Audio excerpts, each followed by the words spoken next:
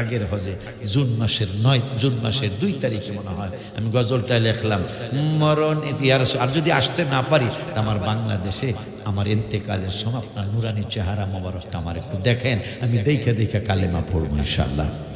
তা গজলটা আপনি বললো কই, আপনারা নিশিরাত্রে তাহাজ্জুদের সময় গজলটা বলবেন, মরণে চেহারা মোবারক দেখায় আকা, মরণে চেহারা মোবারক দেখায় আকা, কাছে বসে কালিমাটা পড়ায়া দিও আকা, কাছে বসে কালিমাটা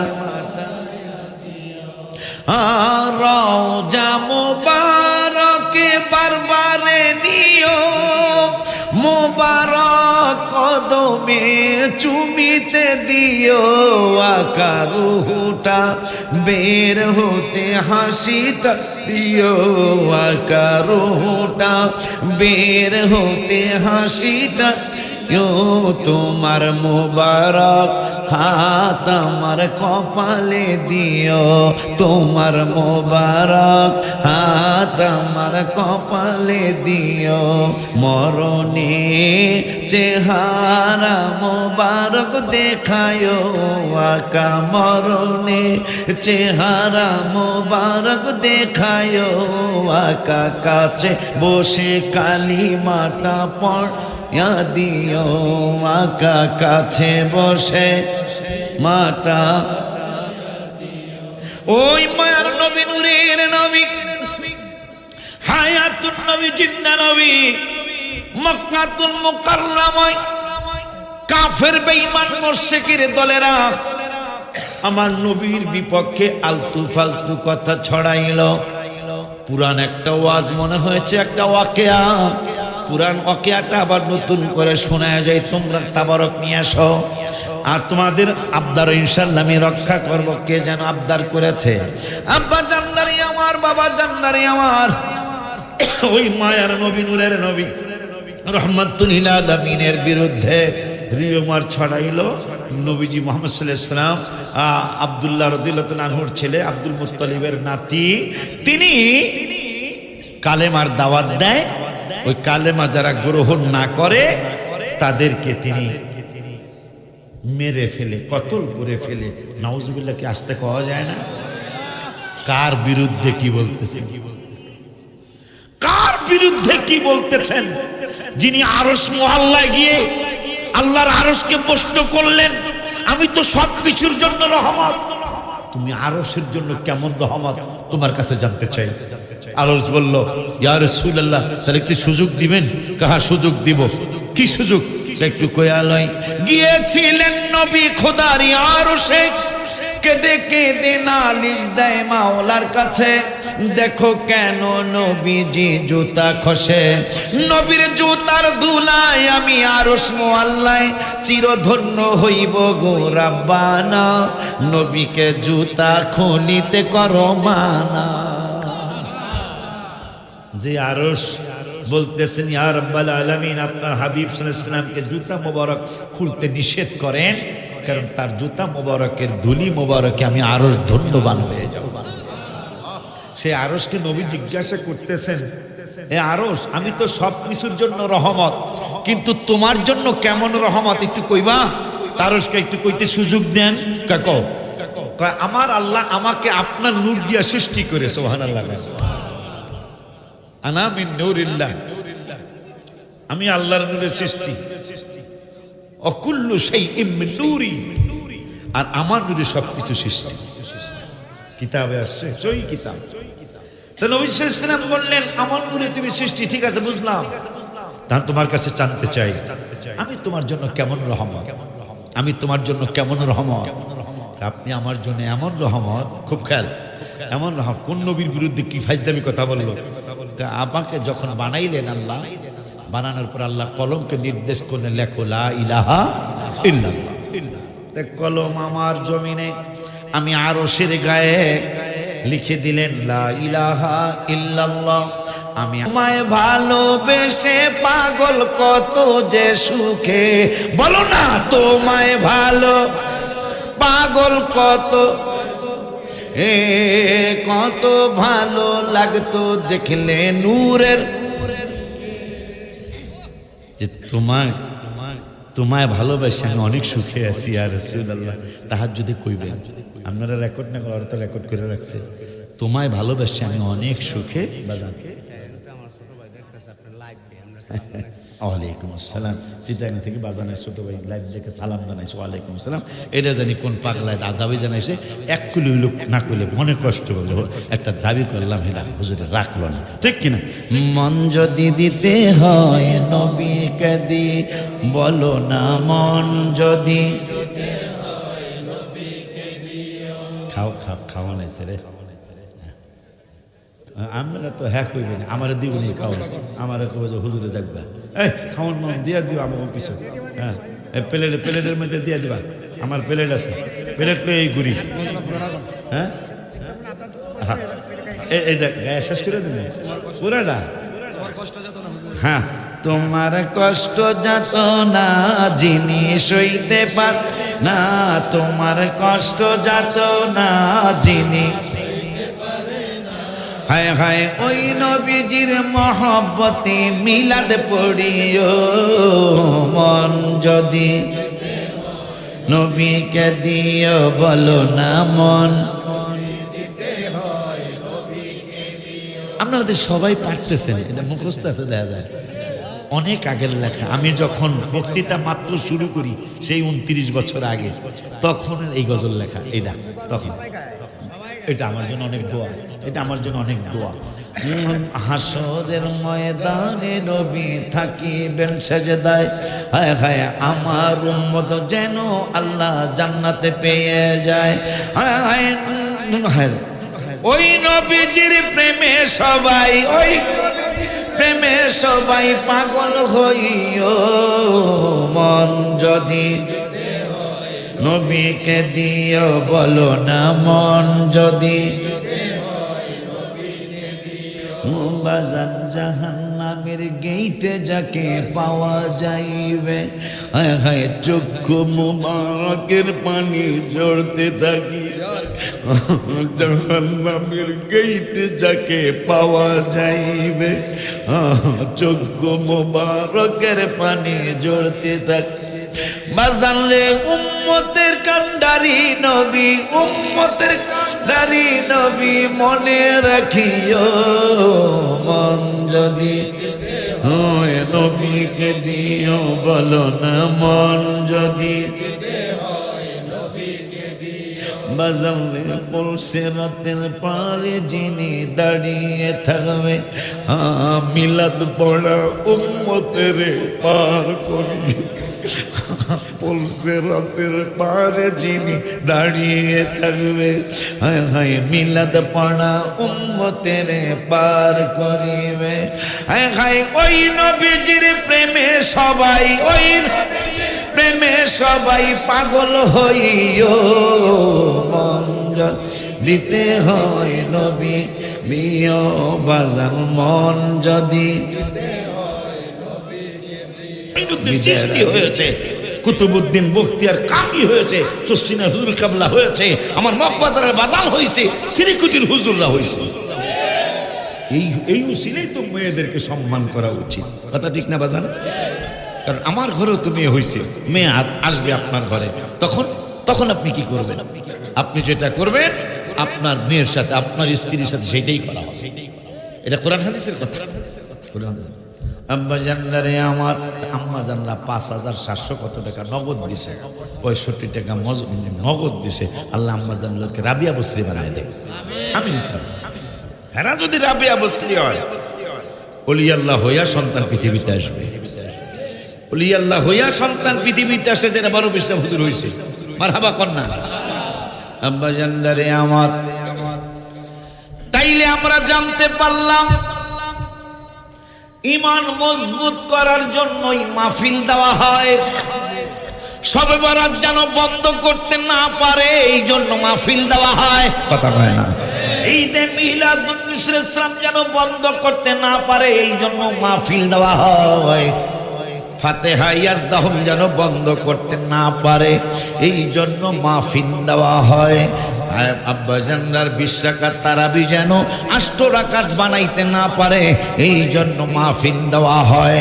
জিয়ারত যেন কোনোদিন বন্ধ করতে না পারে, এই জন্য মাহফিল দেওয়া হয়। তাইলে আমরা বলতেছিলাম যে আমার রব্বুল আলামিন কোরআন, আমার রব্বুল আলামিন তার দোস্তের মাধ্যমে আমাদেরকে জানিয়ে দিলেন, ক্বালা ইন্নাল ঈমানা লা ইয়াজিরু ইলাল মাদিনা, ঈমানদার সারা মদিনা শরীফে বাটপার সিটাল্লা যাইতে পারবো না।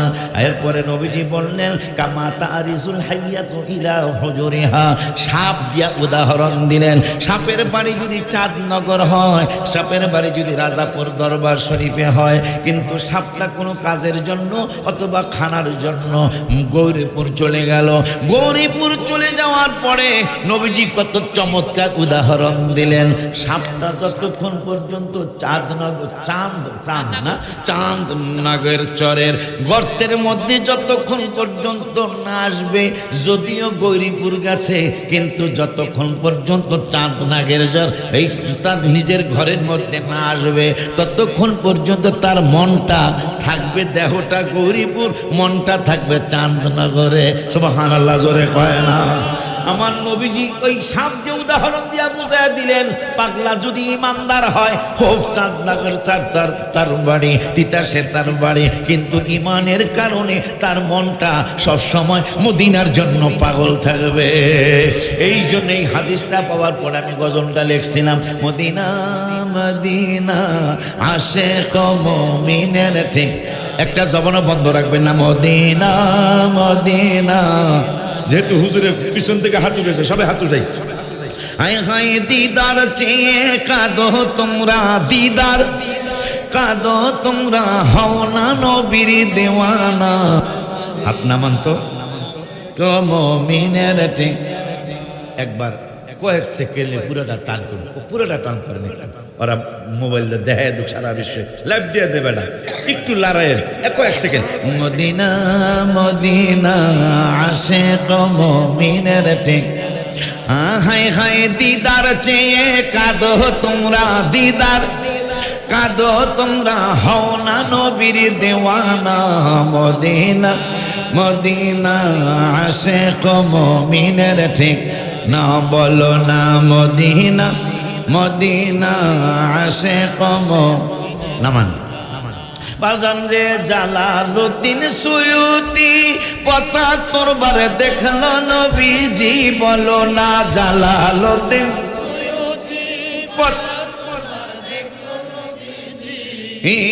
এতবার দেখিয়াও নবী, এতবার ও নবী তৃপ্তি তাহার হলো না। মদিনা মদিনা আশিক মুমিনের, ঠিক বলো না মদিনা মদিনা কম। রমজানের ১ম তারিখে আল্লাহ যদি হায়াত দেয়, আল্লাহ যদি রিজিক রাখে, ইনশাআল্লাহ আমার ফ্যামিলি সহ আমরা যাব ইনশাআল্লাহ। কিন্তু আমি মক্কায় 7 দিন থাকবো, মদিনা শরীফে 9 দিন থাকবো ইনশাআল্লাহ। আসা যাওয়া সহ 18 দিন হবে ইনশাআল্লাহ। 13-14 দিনই নিয়ম, সরকারি নিয়ম 13-14 দিন, কিন্তু আমি 4 দিন 3 দিন 5 দিন বেশি থাকি। এর মধ্যে মদিনা শরীফ বেশি থাকি। কেন বেশি থাকি? নবীজি বলেছেন, আল্লাহুম্মা জাআল বিল মাদিনাতি মা জাআলতা বিমাক্কাতা মিনাল বারাকাত। বুখারী শরীফের হাদিস। নবীজি বললেন, আল্লাহ তোমার কাছে আমার একটা দাবি। আমার আল্লাহকে দাবি কি? দাবিটা হলো তোমার খানায় কাবায়, কাবা শরীফে, মদিনা কাবা শরীফে, মক্কা শরীফে তুমি যত বরকত দিয়েছ, আমার মদিনাতুল মুনাওয়ারায় ডাবল দিতে হবে। সুবহানাল্লাহ কয় না?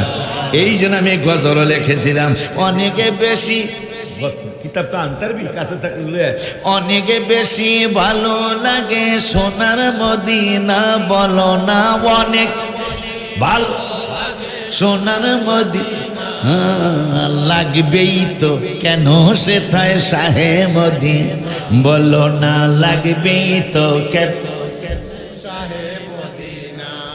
আমি বাজান দেখছি মোবারক মুন্সি বাজান, আপনার বাসায় নাস্তা খাইতে আইতেছি, বাজান আপনি আইবেন তো?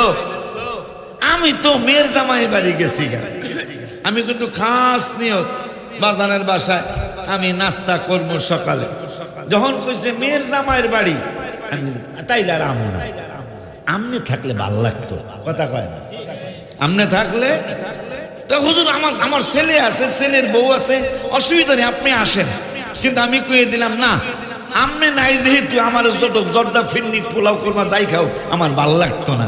তো এই জন্য আমি লিখছি লাগবে মদিনা কেন ভালো লাগবে, আমি লিখছি লাগবেই তো কেন সেথায় শাহে মদিনা, অনেক বেশি ভালো লাগে সোনার মদিনা, বলো না অনেক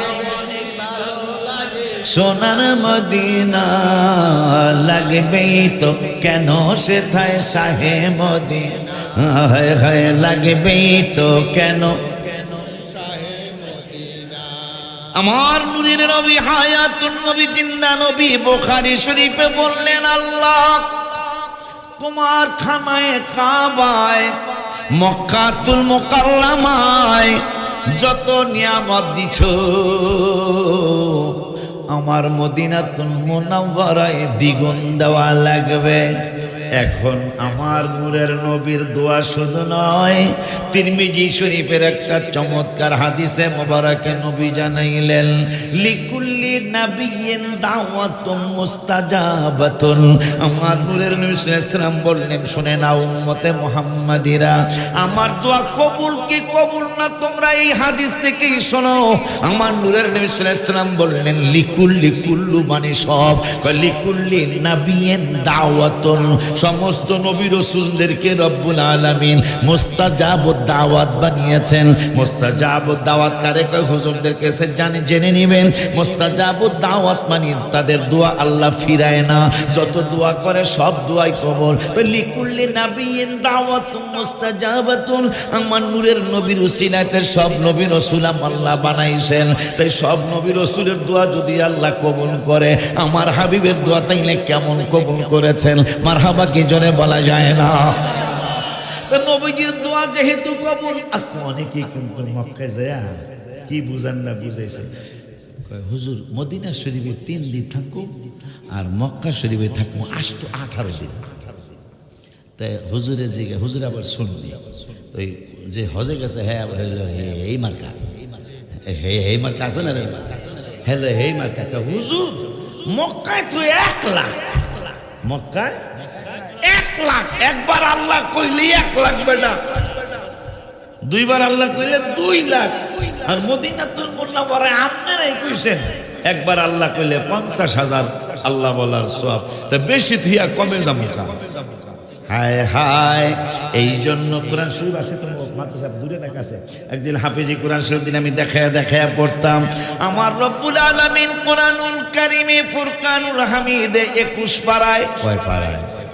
21 পারায় 12 পৃষ্ঠায় 2 নম্বরের আয়াতে সূরা লোকমানে রব্বুল আলামিন ওয়াজ করলেন, আলাম তারাও আন্নাল্লাহা সাখখারা লাকুম মা ফিস সামাওয়াতি ওয়া মা ফিল আরদি ওয়া আসবাগা আলাইকুম নিআমাহু যাহিরাতান ওয়া বাতিনা।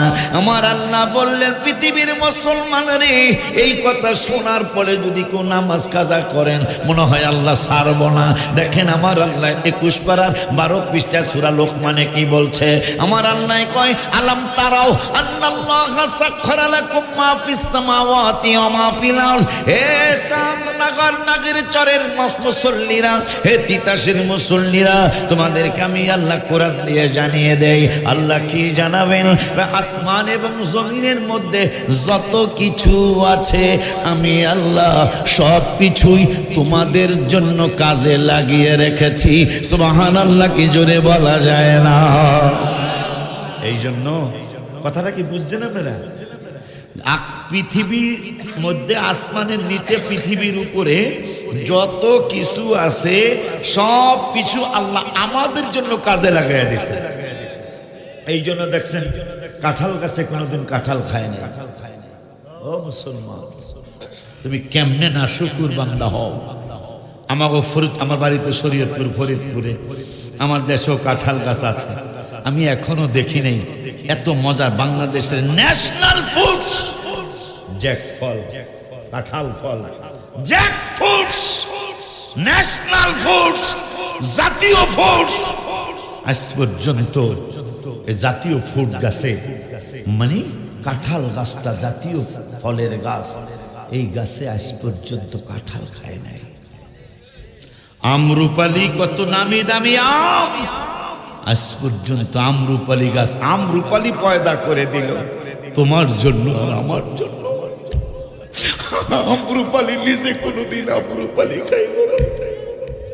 পদ্মার ইলিশ কত নামি দামি মাছ, কত নামি দামি মাছ। অন্য নদীর মাছ যদি 500 টাকা কেজি হয়, পদ্মার ইলিশ 1200 টাকা কেজি। সাদের মাছ আমেরিকা পাঠায় মেয়ের জন্য, লন্ডন পাঠায় ছেলের জন্য। সেই পদ্মারে একদিন আমি জিগাইলাম, পদ্মা তোর আমার লগে কথা কইব না? আল্লাহ আল্লাহ রসুলের সাথে অলি আল্লাহদের সাথে কথা কইছে। আমি পদ্মারে একদিন আমার আগে লঞ্চে চড়তাম, এখন সে বাসে যাই, গাড়িতে আল্লাহ নেয় মাঝে মাঝে। পদ্মারে জিগাইলাম, পদ্মা আমাকে একটু কও তো, তুমি কি তোমার পদ্মার ইলিশ এত মজা, তুমি কি কোনোদিন খাইছো? তা পদ্মা তোরা আমার উত্তর দিব না, দিব আল্লাহ রে। তা আমার মনে হইল, অনুভব হলো, পদ্মা মনে হয় আমাকে বলতেছে, হুজুর ওলিউল্লাহ পাগলা, আমি পদ্মার ইলিশ, আল্লাহ না কোরআনের 21 পারায় বলছে আমাদের সব কিছু আপনার জন্য তৈরি করছে। বলে বাবা জানের দাড়ি পেকেছে, আমি বলি আমার মরার চিঠি এসেছে। বলো না, আমি বলি আমার মরার। আমার বউ বলেছে বায়ু চড়াই, জামাই বুড়া হইছে, একটা বউ মানতে রাজি না। হ্যাঁ, বোর কাছে যদি আপনি যায় এখন যে বাচ্চার মা বুড়া হয়ে গেছি গা, দেখেন আপনার বউ আপনারা কি কয়, আপনি কেমনে বুড়ো হয়েছেন, আপনারা বুড়া কয় কিনা? কাকা আমি দেখো না চুল পাকছে, দাড়ি পাকছে। বউ এই গানের মধ্যে উত্তর দেয়, আমার বউ বলেছে বায়ু চড়ায়, পাক ধরেছে চুলের গোড়ায় গো। আপনার কি বয়স, এই বয়স আপনার চুল আর দাড়ি চলে বায়ু চড়ায় পাক, আসলে কিন্তু বয়সই পাকছে। মারহাবা কর, এটা কিন্তু তাদের দোষ না, এটা তাদের দোষ না। কারণ প্রত্যেকটা স্ত্রী চায় তার স্বামীটা ভালো থাকুক, মজবুত থাকুক। এই স্বামীরাও 2 নম্বরই করে, ঠিক নিলে বেড়া। আমার বউ বলেছে বায়ু চড়ায়, পাক ধরেছে চুলের গোড়ায় গো।